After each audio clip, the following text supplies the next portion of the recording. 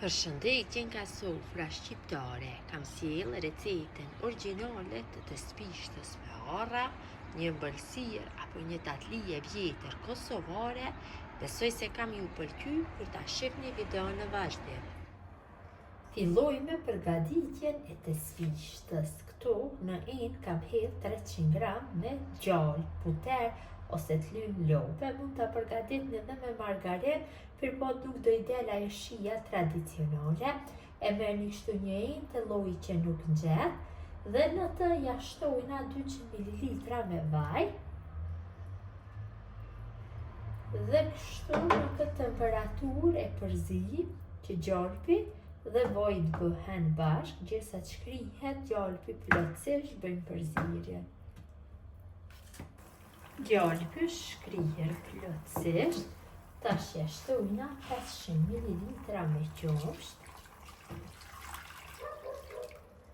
E përzijmë kështu dhe masën e lajmë që të vlojë. Masa ka fillu që të vlojë, tash e ulim temperaturën mes tultës dhe të mesmës dhe tek masa shtojmë një vanilë sheqeri për aromë, e përzijmë pak dhe ja shtojmë një lugë mesme me soda bikarbone. Pas që vërejmë, masa fillon që të vlojë, e kemi ullur temperaturën mes tultës dhe të mesmës dhe tash e shtojna millin. Millin e shtojna gradualisht, për këto masa do na duhet dikon rreth 1 kg, 1 kg 100 gram me mill. Shtojmë pjesë, e përzijmë kështu. Si që kam cekë dhe në fillim, ena ku përgatisim brumin e të spishtës, patjetër duhet jetë lloji që nuk ngjet, se për ndryshe do ngjitet masa për enën dhe do i vjen një erë shumë e keqe. Përzij kështu, shumë e rëndësishme është që mos të ngele milli tokë. Shtojmë tash pjesën tjetër, gjithsa ta formojmë një brumë si të tatlisë. Kjo është një ndër recetat origjinale të spishtës. Më pas mund t'i shtoni arra, mund t'a lini edhe pa arra, varet nga dëshira juaj.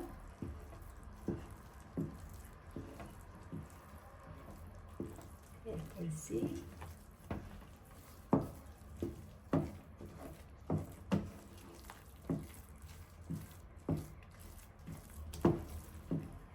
Shtojmë pjesën tjetër.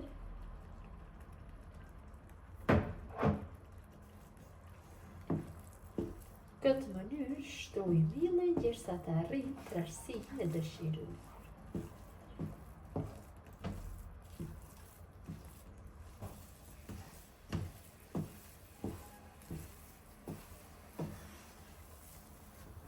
Kam përzier mirë masën, millin nuk ka ngelur tokë, kam arrijë trashësinë e dëshiruar. Tash masën e largoj nga zjarri dhe e loj që të ftohet për 10 ose 15 minuta. Masa është ftohur pak, tash ja shtojna 2 vezë plota. E përzijmë kështu masën mirë. Në fillim do e përzij me lugë, më pas do e punoj brumin me dorë. Shumë e rëndësishme është që vezët të përhapen mirë në përgjithë brumin. Tash filloj që masën ta punojna me dorë. E punojmë kështu për 4-5 minuta, mirë.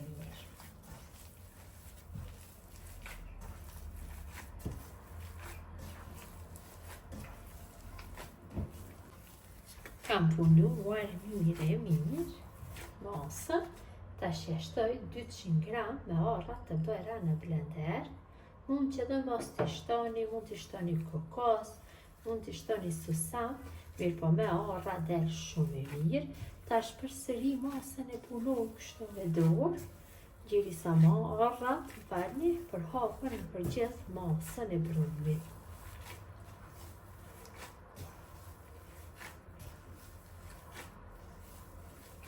kam punuar masën mirë, tash brumin dhe kaloj në tepsi. Tepsien e kam lyer me vaj, është tepsia e shporetit elektrik, e furrës elektrike. Mund ta përgatit edhe në një tepsi rrethore. Këto masa janë të përshtatshme për një tepsi me numër 4 vjet, qofse përgatit në një tepsi rrethore.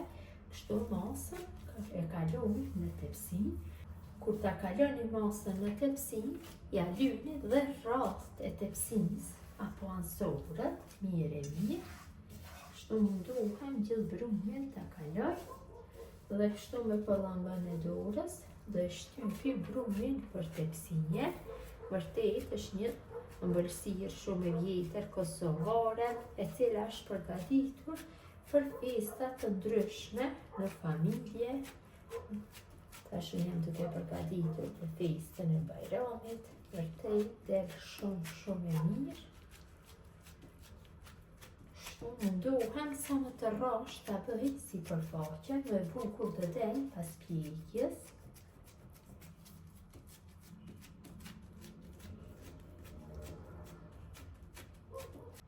Gjithë brumin e kam përhapur në tepsi dhe jam mundu që t'ja bëj një sipërfaqe sa më të lëmuar, tash bëj prerje. Në fillim unë do e prej kështu në gjysmë. Do mundohem që ta prej në formën tradicionale, në formë të dilimave. Tash secilën gjysmë e ndoj në 3 pjesë të barabarta. Pasi është tepsia e shporetit elektrik, nuk ka zgjidhje tjetër për prerje, kështu në formë të dilimave, qofse përgatitni në tepsi rrethore, herë do e preni njëjtë sikur baklavën, do del tamam prerja e të spishtës, shumë e bukur. Mirë po dhe kjo mënyrë, si që jam duke bërë prerje unë, del shumë e mirë. Tash kthejmë tepsien nga kjo dhe filloj që ta prej kështu në formë të dilimave.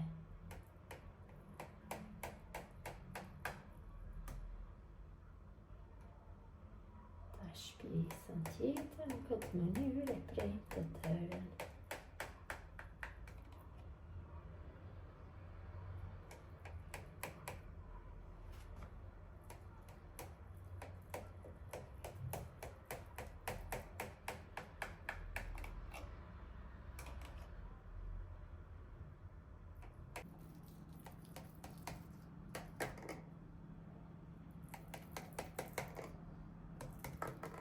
Kam bërë prerjen, tash me maje thike, tek secila pjesë, bëj nga 2 visa, kështu. Vërtet del shumë bukur pas pjekjes. Tek secili dilim nga 2 visa, pra tek secila i bëjmë kështu.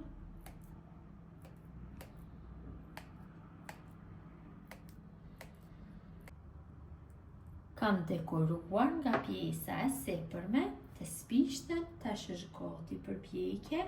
Kam nxeh furrën në 180 gradë dhe në atë temperaturë do e pjeki për 1 orë e gjysmë, 1 orë e 40 minuta, derisa të formohet një lloj shkume në pjesën e sepërme. Të spishtën e kam largu nga furra. Kam lënë në furrë, kështu gjithsa ka fillu që të bëhet shkum pjesa e sepërme nga pjekja. Këtë mënyrë e kam dalluar se është pjekja, e kam lënë që të pjeket 1 orë e 40 minuta në temperaturën 180 gradë. Tash e lajna që të ftohet plotësisht dhe përgatisim shërbetin. Përgatisim shërbetin e të spishtës, për ato masa janë të mjaftueshme këto masa të shërbetit. Pra, në të nxjerrë shtojna 1 kg 100 gram me sheqer dhe 550 ml ujë. E përzij masën dhe në temperaturë mesatare e zij shërbetin derisa ai fillon të vlojë. Shërbeti ka fillu që të vlojë, tash e shtojna 3 feta limoni, kështu.